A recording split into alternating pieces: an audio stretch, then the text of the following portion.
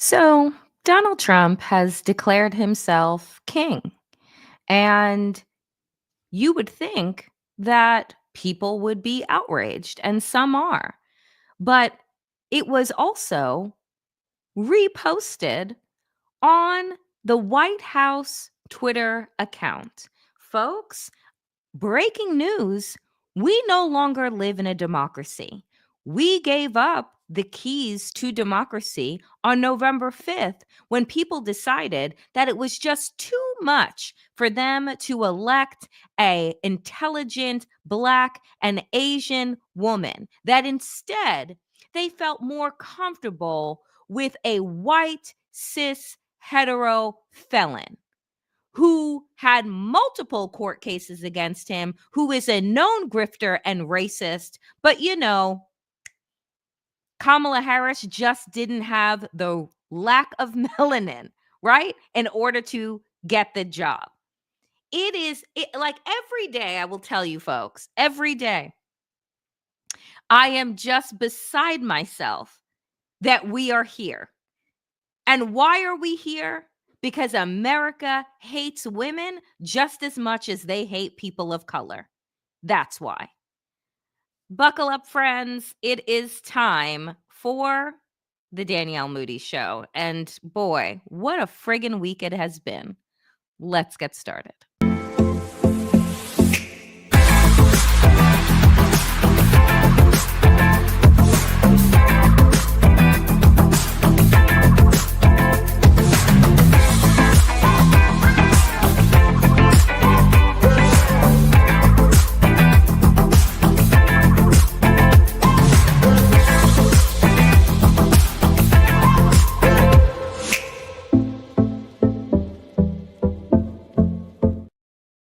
Hello, friends, and welcome to the Danielle Moodie Show. As I said at the top, Donald Trump has declared himself a king.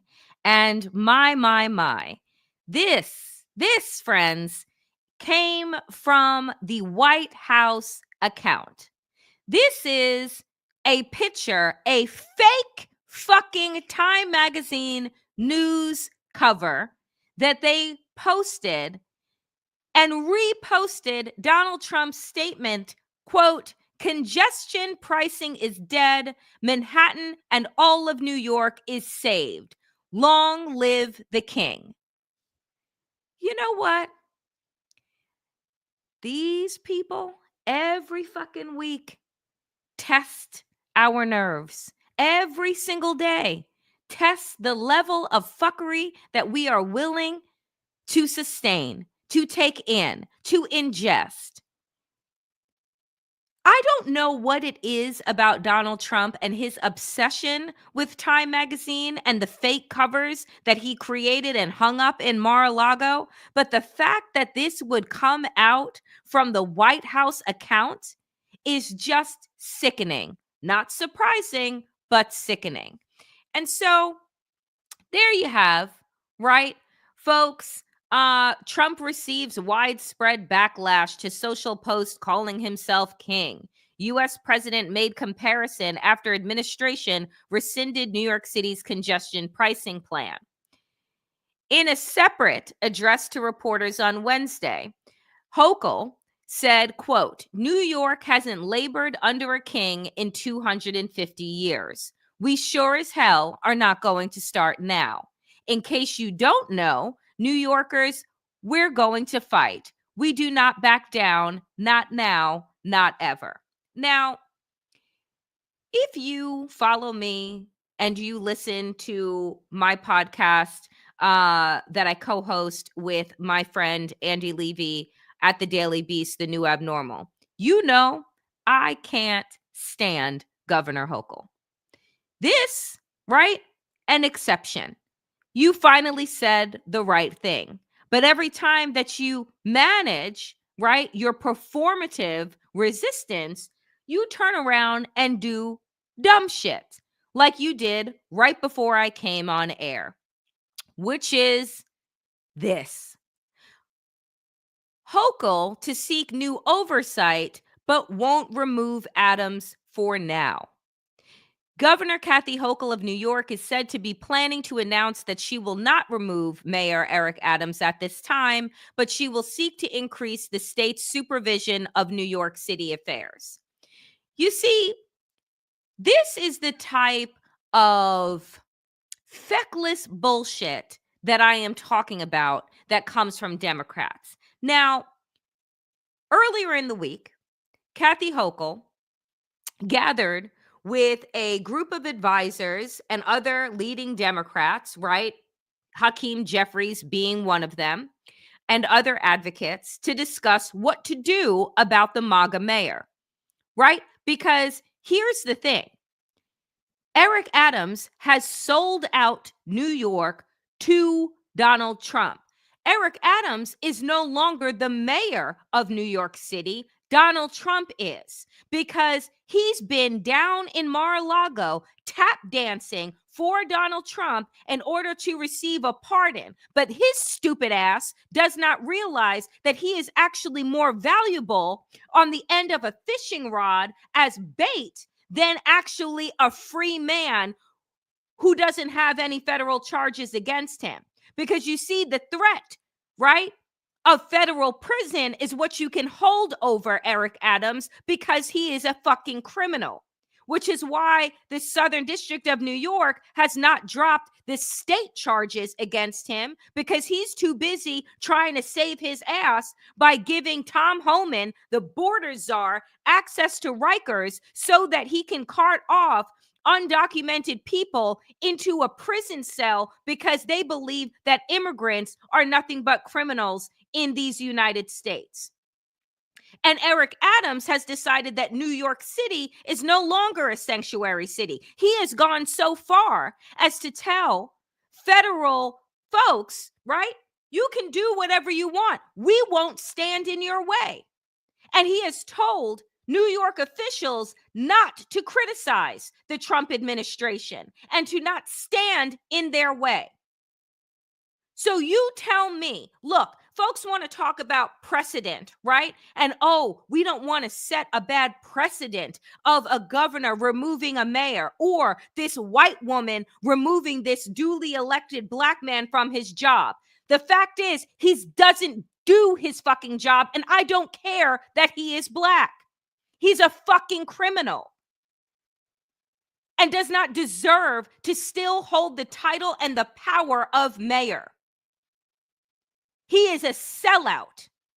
And there are so many other names that I could use, but I will refrain myself. So when Hochul decides this now, right? I'm going to have this oversight, and I'm going to have a special counsel and a special prosecutor to have oversight over him. I'm like, unless you take away every single bit of power that this man could have and put in some serious fucking checks and balances so that he can't make a move, he can't authorize shit without the governor saying, yes, you can. Like, unless that is her plan, I don't want it. I'm telling you, these quote unquote moderate Democrats, right, are exactly who Martin Luther King warned us about. They are exactly who Hakeem Jeffries. I don't think that, he should be removed. I think he should be given an opportunity to do what? Open up the coffers to Donald Trump? What should he be given the opportunity to do? He is a liar. He is a cheat. And earlier this week, Eric Adams was also incorrectly quoting Mein Kampf. You think this is who the people of New York want running the show here? 8 million people? I don't think so. I got to tell you, every day, Congress is out of session right now. So for all of my New Yorkers that are watching this, it's time to start setting up camp in front of Hakeem Jeffries' home, in front of Schumer's home, because these motherfuckers keep showing us every day that they do not have the stomach for this moment, that they cannot meet this moment. And so because they cannot meet this moment, they don't need to have these jobs anymore and they need to step aside. I'm done. So there are so many bad things that have happened over the past month of this regime. But let me tell you this. This has got to be one of the most disgusting things that I have seen as of yet that DOGE has done. This illegal agency run by incel children that have no background checks. No one's cleared them, but they're going around finding where they can make cuts in order to continue to make Elon Musk richer. Can you all sit with this for a moment before I dive into this? Imagine being as wealthy as Elon Musk, having the ability to do so much good, fund hospitals, fund programs, end diseases, right? Like, help the education system, like do actual good. But you wake up every day like the devil trying to figure out how you can harm as many people as possible. I think often, what would I do if I had just $1 billion, let alone 400 of them? Every day, I continue to look at Tesla's stock, and what I pray for on a regular basis is that that stock continues to bottom the fuck out, because it is where Elon Musk holds 60% of his wealth. I want it to tank. Somebody posted the other day that, you know what? We should have a class action suit against Elon Musk, the American people versus Elon Musk, because of the harm that he is doing. Unfortunately, in this corrupt judicial system, it would go nowhere. But the thought was, wow, if we could actually have a class action suit and then sue the hell out of him, take all of his money and divide it up amongst, amongst the rest of us, how better off we would be. I want no one to buy a Tesla, one of those stupid garbage trucks, nothing from this man, because he is a liar, a grifter, a white supremacist, a Nazi, and a piece of trash. So let's get back to this. DOGE cuts 9/11 Survivors Fund, and Republicans join Democrats in rebuke. After 20% of the World Trade Center Health Program staff was terminated last week, Democratic lawmakers were outraged. On Wednesday, Republican lawmakers joined them. Surprise, surprise, someone found some semblance of a spine. But I'm pretty sure that the letter that Republicans wrote to Donald Trump probably sounded a little bit like Oliver Twist. Please, sir, can we have our agency back? Can we have our funding back? In a rare sign of pushback against President Trump, a coalition of congressional Republicans from the New York area rebuked the president for cuts to a federal program that administers aid to emergency workers and others suffering from toxins related to the terrorist attacks of September 11th, 2001.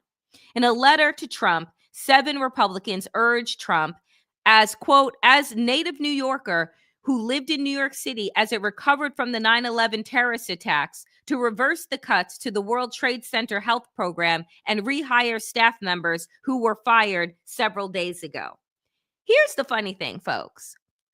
Do you all remember that Donald Trump, I don't even remember what station it was, but on 9/11, as the world, but this city is reeling from this attack, Donald Trump gets on air and talks about how his building is now the tallest building in New York City. So Republicans appealing to this native New Yorker, Donald Trump don't give a fuck about New York. Because what kind of evil person, as people were dying under the rubble, would make such a disgusting joke that now his building would be the tallest after the World Trade Towers fell. But this is who America elected. This is who America elected. It is just.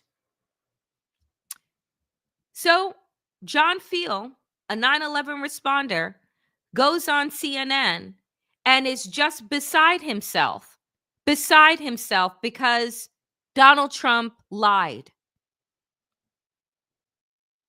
It doesn't make any sense, folks, to me. It doesn't make any sense at all. He says, oh, Donald Trump turned to me when he signed, right? Donald Trump signed our bill in 2019, turned to me, shook my hand, gave me the Sharpie that he signed the bill with, and said, nobody deserves this more than you. You worked harder than anybody. And for him to callously and recklessly allow Elon Musk to do this to us. Sir,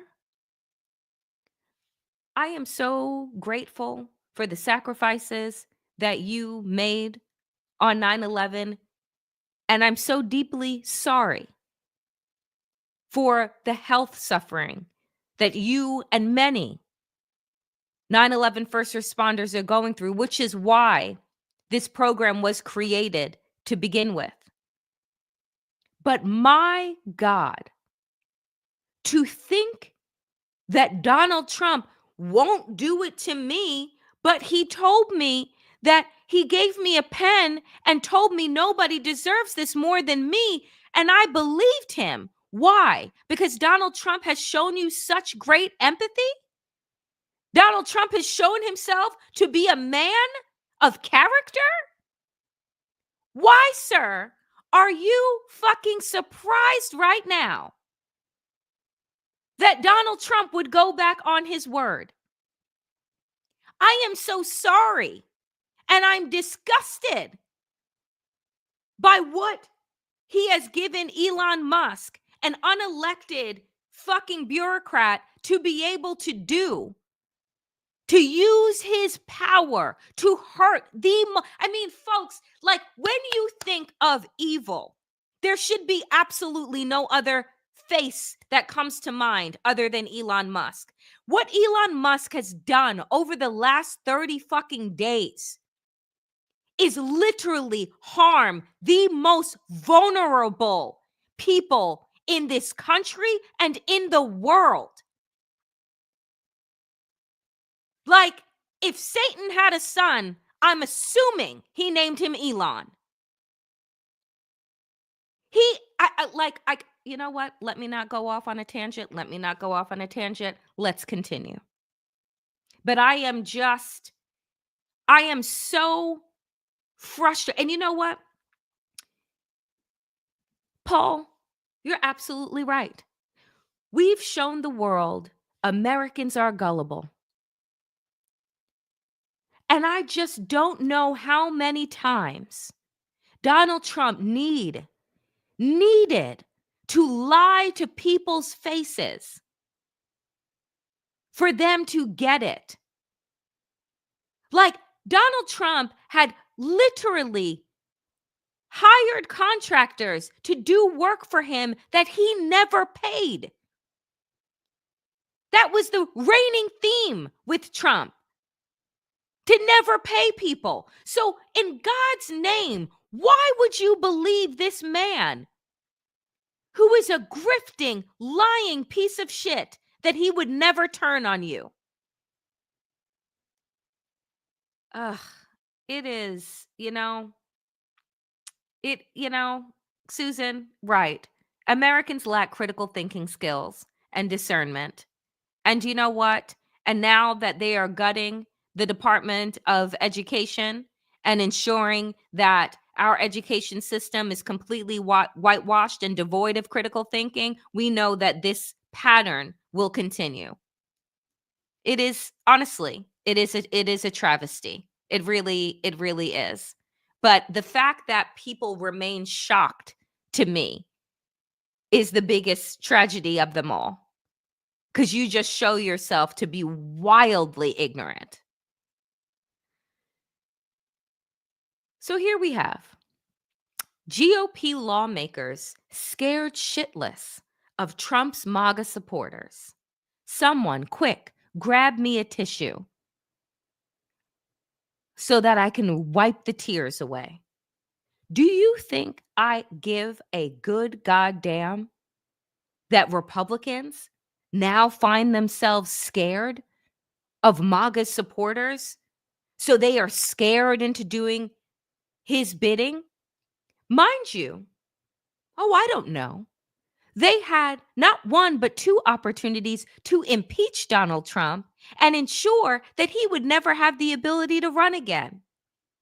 But when given that opportunity, what did they decide to do, folks? Not a goddamn thing. They decided to allow Donald Trump to continue to have his power, to continue to have access to the American people, and run for office again. And now, right, there are members that are calling on Donald Trump, actually wrote a bill to make his birthday a federal holiday. Do you really think that these people are scared? I don't. I think that they love being a part of a cult. And even if they are scared, I don't give a fuck. I really do not. I have lost the ability to have empathy for people that have shown themselves not to give a damn about this country or our Constitution. Donald Trump's followers had them running for their fucking lives on January 6, 2021, had them barricaded in their offices. But they didn't impeach him. As a matter of fact, instead, they went on Fox News and called the very officers that risked their lives and lost their lives to protect them traitors and crisis actors. So now somehow we're supposed to what? Have some empathy for those that are being threatened right now? What's good for the goose is good for the gander. So this is what the report goes on to say. Some Republican lawmakers are scared Donald Trump will incite violence against them if they don't rubber stamp his agenda, according to a report. Quote, they're scared shitless about death threats, and Gestapo-like stuff. You mean all of the things that they allowed to happen to the election poll workers in Georgia, to Shay Moss and Miss Ruby? You mean the things that you allowed to happen to Dr. Christine Blasey Ford, who spoke out against that other rapist on the Supreme Court bench, Brett Kavanaugh? You mean what has happened to judges and their families that were overseeing cases that involved Donald Trump and how they were doxxed? So somehow now we should turn around and feel bad? Oh, miss me with that bullshit. So here, when the deeply conservative Senator Tom Tillis was considering voting against Pete Hegseth's nomination for defense secretary, the FBI warned him that there had been, quote, credible death threats against him, according to the report. Tillis ultimately decided to give Hegseth the green light. Because you're a coward. Because two women election poll workers who are not elected officials have showed more courage and conviction to our democracy than this elected official and any Republican. It is offensive to even write a piece that would say, oh, they're so scared. Shouldn't we feel bad for them? And that's right. They created this. You made your MAGA bed, so you fucking lie in it. with all the craven and dangerous people that Donald Trump just released from prison, those very people that were on the steps of the Capitol building a gallows and hunting representatives. I hope they sleep with one eye fucking open. I have no empathy. Absolutely none. And for people who continue to be like, well, maybe they're threatened, maybe they're blackmailed, I don't care. Do your job. But they have shown themselves that they don't care about doing their job. They're just clapping seals for Donald Trump. So, fuck them. Speaking of fuck them, America's isolationism has begun. Transatlantic relations are over as Trump sides with Putin, says top German MP. As the U.S. aligns with Russia, senior European officials wring their hands in disbelief. In all honesty, I don't understand why they're shocked. You've been watching Donald Trump for 9 years. Did you really think that he was going to have, a conscience when he returned?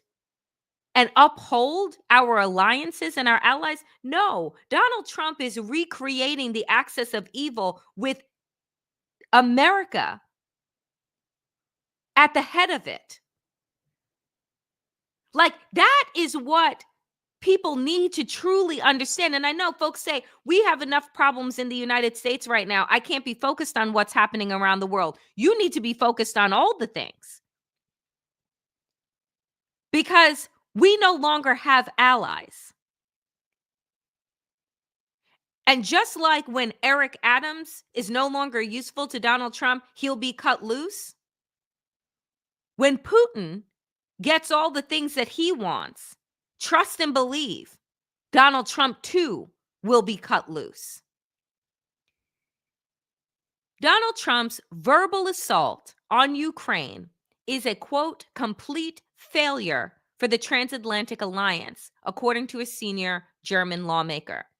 This is pure Kremlin and Putin speech, said Michael Roth, chairman of the Foreign Relations Committee in the German parliament, after the U.S. president called Ukrainian leader Zelensky a dictator and sided with Russia's narrative about why the war began. Because if you remember, Donald Trump this week said that it was Ukraine that started the war. So Ukraine invaded themselves? Like, we all watched it on video. It was 2 years ago. Do you think that we're stupid? But we already know the answer to that question. I bring this up to have us understand that no one is coming to save us. That as they build out their facility in Guantanamo Bay and they build out their mock, or actually not even mock, they build out their camps all across this country, our former allies are not coming to save us. America has shown its ass to the world, shown us not to be dependable, reliable, and no longer anyone's beacon of democracy. So do you think that there is going to be some call to action when people start disappearing in this country, which, by the way, they already are because of ICE?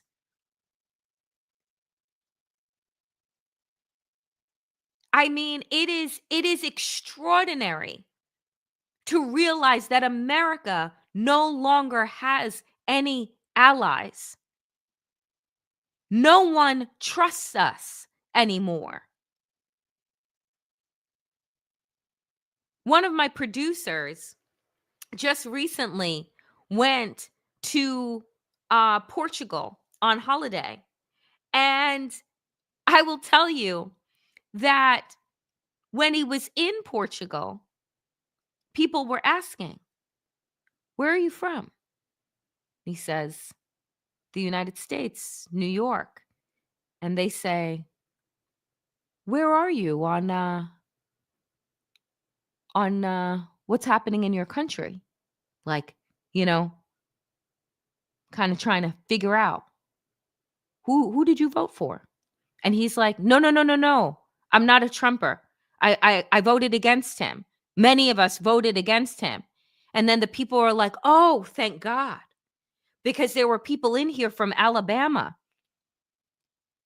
who were raving about Donald Trump, and we were terrified. We all hate him. To now go to other countries, right? And I'm not saying that America is like has been anybody's like true savior. Like, let's be clear. But to actually go to European countries and them hate us, or worse, pity us, oh, that's a new feeling. And it's not a good one. But we should all probably get used to it at this point. So, in case you all don't know where we are in the grand scheme of things, here's a helpful diagram to show you. 1, clear out the workforce. 2, remove the pillars. 3, stamp out opposition. 4, we don't exist anymore. For folks that continue to say that we are sliding into fascism, like I've said multiple times this week, we're not sliding into fascism. We are in fascism and authoritarianism. Today, Representative Robert Garcia, whose video I played, who called Elon Musk a dick in an oversight committee hearing on Capitol Hill, and then went on to show the American people how Elon Musk and DOGE are stealing from us our data, our information, and soon our tax dollars, because, they've been given carte blanche to go into the IRS now, which they are firing a bunch of IRS workers, rewriting code right in the middle of, guess what, tax season. So where do we think that they're rerouting the money to that you're going to be paying in on April 15th? Nonetheless, Garcia received a letter today. He received a letter, and I have to pull it up, folks, because I did not have time to include it in today's post, but received a letter from the Department of Justice threatening him for criticizing Elon Musk. In the letter, it states that, "Dear Representative Garcia, as United States Attorney for the District of Columbia, I receive requests for information and clarification. I take these requests seriously and act on them with letters like the one you are receiving. At this time, I respectfully request that you clarify your comments from February 12th, 2025. During a live interview with CNN, when asked how Democrats can stop Elon Musk, you spoke clearly. Quote, what the American public wants is for us to bring actual weapons to this bar fight. This is an actual fight for democracy." The letter goes on to say, "This sounds to some like a threat to Mr. Musk, an appointed representative of President Donald Trump, who you call a, quote, dick, and government staff who work for him. Their concerns have led to this inquiry." I'm sorry, what? Do you know the amount of threats that Elon Musk has put out on his broke down social media platform? Do you know how many threats Donald Trump has used on his broke down social media platform when he was president the first time and when he wasn't? If I am Representative Garcia's staff, trust and believe that my response to that bullshit letter, this threatening letter, because what he's doing here is threatening prosecution and an investigation into a sitting congressman for criticizing an unelected fucking bureaucrat. I would make my response be, oh, I didn't realize that I said anything wrong because I was just following what seems to be the trend from Elon Musk and Donald Trump. Here's exhibit A through fucking Z. Let me know your thoughts when you've had the opportunity to review. And then I'd put that up on social media and I'd let it go viral. We know the game that they are playing right now. And right now, as we sit, Kash Patel, conspiracy theorist, insurrectionist, has now been named as FBI director. So you just wait to see what kind of investigations and what kind of Gestapo shit we're actually in for. Because he is going to make J. Edgar Hoover seem like a kindergarten teacher. They are just getting warmed up, folks. The real shit starts now. And I need everyone to understand what is my role in this moment, because it cannot just be to collapse into despair, because we cannot afford it. So before I get out of here today, it is Thursday, which is my call to action on this show, where I like to bring attention to different organizations, different people, provide something that is inspirational and something that you can do. First, everyone needs to be focused locally at this moment, which means that you should go to indivisible.org, indivisible.org, and figure out how to get involved in local democratic movements. Indivisible.org. Susan often drops it in the chat for folks. And Deb, thank you so much for putting that up. I want you to go to this site, figure out what is happening in your towns, in your cities, in your state, and connect. Because it is time that we begin to put action locally. There have been protests, folks. There have been protests that are happening every single day. People going to Tesla and protesting, hence why the stock is going down. People marching every single day in DC, in states across this country. But we need more than just marching. We need direct action. Things to do. And I tell you, folks, Congress is out of session. You have Democratic and Republican representatives.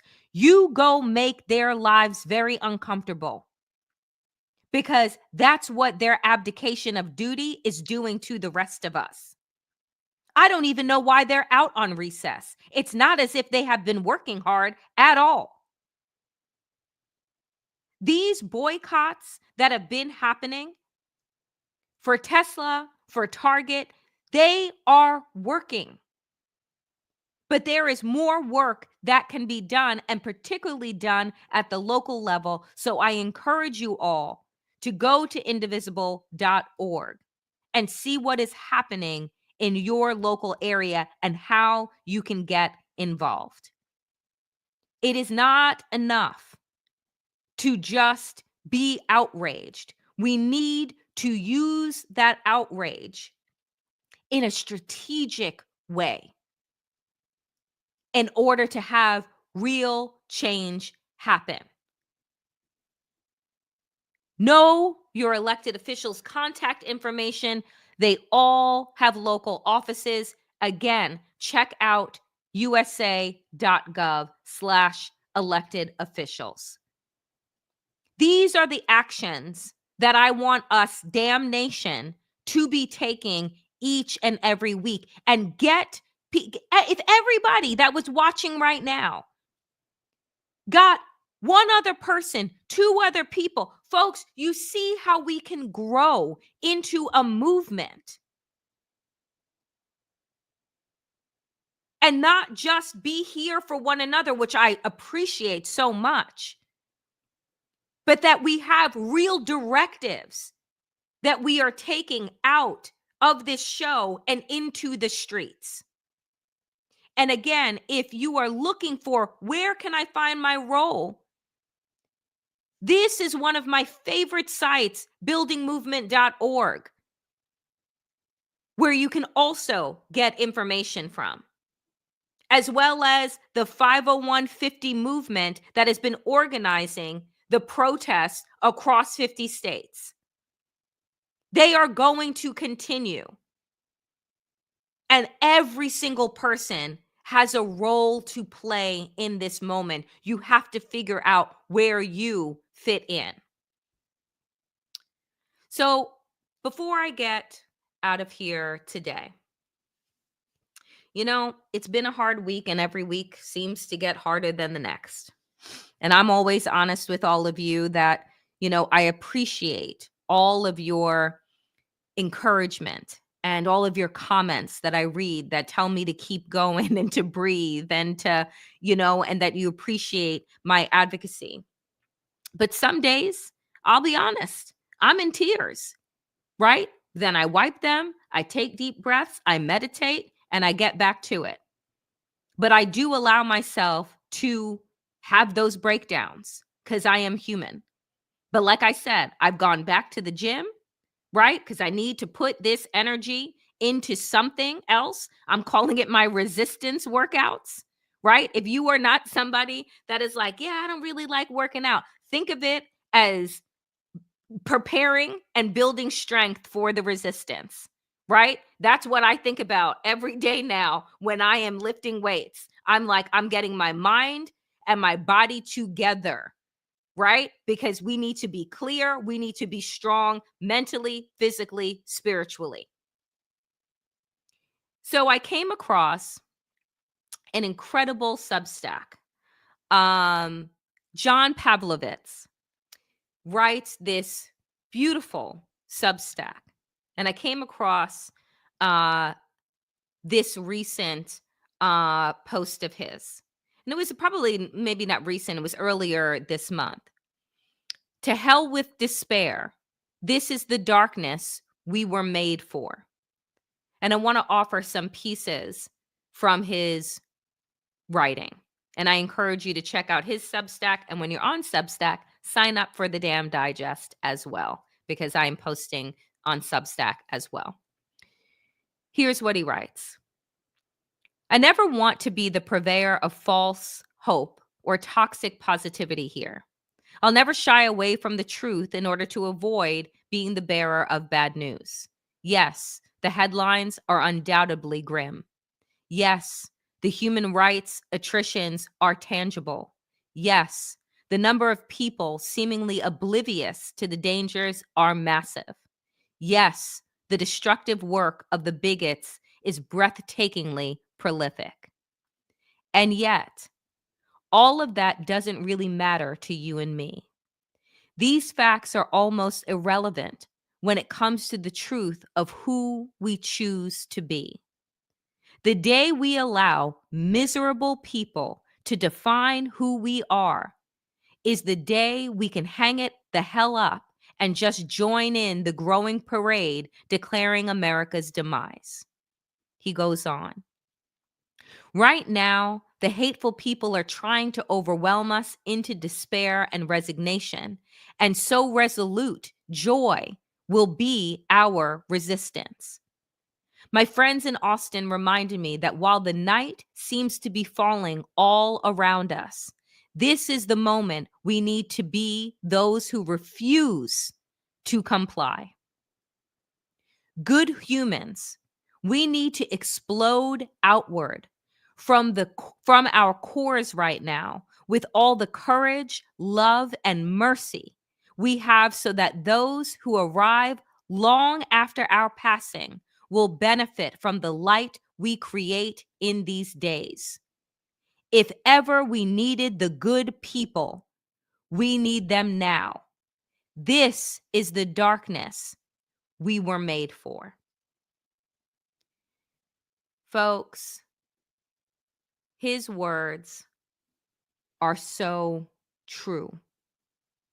And I read that and I sent it out to my friends and my family because we need to be reminded that we have the skills, we have the intellect, we have the numbers to push back against these miserable people. That if they allow us to fall into despair, they win. Joy and hope must be our call to action and our way to resist the darkness that they are creating. We have the ability to be light beams in this moment. And as Martin Luther King also once said, and I will not say it verbatim, is that when it is darkest out is when you can see the stars. Light will always come. And when you don't see it, know that you are it. That is it for me today on the Danielle Moodie Show. I want to thank all of you who have provided donations today. I deeply appreciate every single dollar that is offered. And if you are unable to provide donations, folks, like, comment, and subscribe. It allows this show to get into the algorithm and get into more people's feeds, and we continue to build this movement. We are close to hitting 15,000 subscribers, folks, and we continue to grow and to build this community. Damnation, I appreciate every single one of you. As always, power to the people and to all the people power. Get woke, stay sane. And in these extraordinarily dangerous times, dear friends, do stay safe. Remember, tomorrow, 12 p.m. Eastern, Democracy-ish is live. Waj is back from his travels, so we will be live at 12 p.m. Eastern. So do make sure to check us out. The Danielle Moodie Show will be back on Monday, 5 p.m. Eastern. Until then, my friends, be well. Take care of yourselves and each other. Appreciate you all.